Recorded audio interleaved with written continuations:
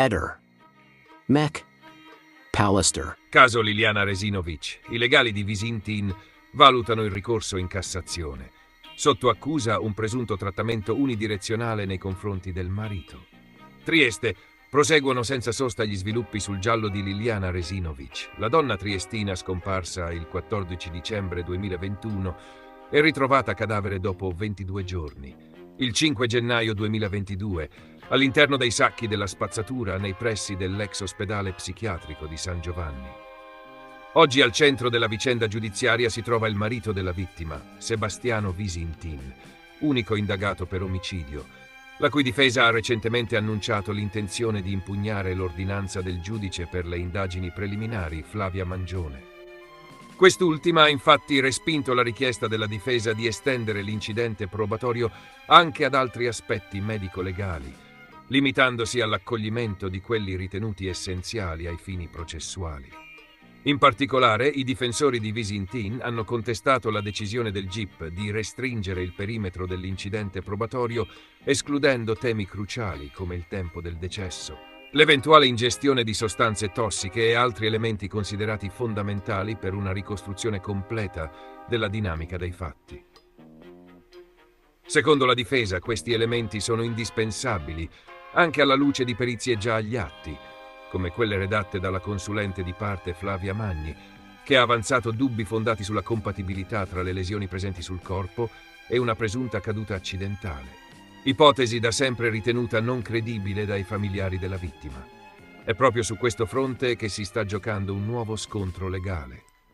La seconda consulenza medico-legale affidata alla dottoressa Cristina Cattaneo, incaricata dalla Procura, ha confermato alcuni punti già noti, ma non ha approfondito altri aspetti ritenuti centrali dalla difesa. In particolare, secondo quanto si apprende, la consulente della Procura avrebbe escluso legami tra le ferite alla testa di Liliana e una frattura alla vertebra T2, frattura già emersa dalle TAC eseguite nel gennaio 2022, appena dopo il ritrovamento del corpo. A fronte di questa situazione, la difesa punta il dito contro quella che definisce una gestione unidirezionale delle indagini, con un trattamento giudicato evidentemente squilibrato e concentrato esclusivamente sulla figura del marito.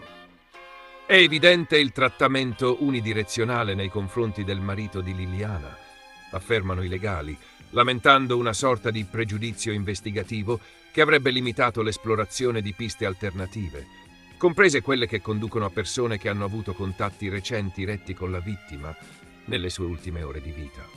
Il caso resta aperto e sempre più complesso, anche per via dei nuovi elementi emersi dalla consulenza Cattaneo.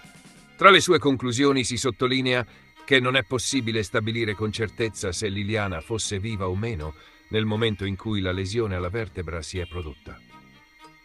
Un'incertezza che, secondo la difesa, dovrebbe quantomeno aprire a nuovi accertamenti e non essere considerata ininfluente. Intanto, in attesa dell'udienza prevista per il 20 settembre prossimo, la Procura ha nominato una lista di consulenti per partecipare all'incidente probatorio. Tra loro figurano Sebastiano Tamburini, Elena Pilli, Cristina Cattaneo e Paola Magni, nomi già noti nel panorama della medicina forense italiana. Anche la difesa, da parte sua, si prepara a contrattaccare con nuovi elementi e approfondimenti tecnici. Il timore espresso dai legali è che l'intera impalcatura accusatoria possa essere stata costruita su una base parziale, tralasciando aspetti centrali della vicenda e appiattendo la ricostruzione sulla figura di Visintin, il quale da sempre si è dichiarato estraneo ai fatti. In parallelo resta il nodo della dinamica effettiva della morte. La Procura continua a sostenere la pista del suicidio o della morte accidentale, mentre la famiglia Resinovic, assistita da legali e periti indipendenti, si oppone con forza a questa ipotesi giudicata non plausibile per una serie di ragioni. Tra queste, la modalità del ritrovamento del corpo, avvolto in sacchi e buste, con indosso abiti che non corrisponderebbero a quelli che Liliana indossava al momento della scomparsa. Particolare quest'ultimo che continua ad alimentare interrogativi inquietanti. Chi ha vestito Liliana con quegli indumenti e perché? Il tempo passa, ma le risposte definitive tardano ad arrivare. Mentre l'inchiesta sembra orientata verso l'ennesimo snodo processuale cruciale, la famiglia di Liliana chiede solo che si faccia chiarezza fino in fondo, senza preclusioni o parzialità. e che finalmente venga accertata la verità su cosa sia realmente accaduto in quei giorni di dicembre. Chi era l'ultima persona ad aver visto viva Liliana? Cosa è successo tra la mattina del 14 dicembre e la macabra scoperta avvenuta quasi un mese dopo? E soprattutto, sarà la giustizia stavolta a parlare con imparzialità? Nel frattempo, il clamore mediatico resta alto e la comunità triestina osserva con attenzione ogni nuovo sviluppo. Un caso che ha ormai superato i confini locali, diventando emblema di una giustizia che, tra perizie contrastanti e dubbi mai chiariti, sembra ancora lontana dal trovare la sua verità definitiva.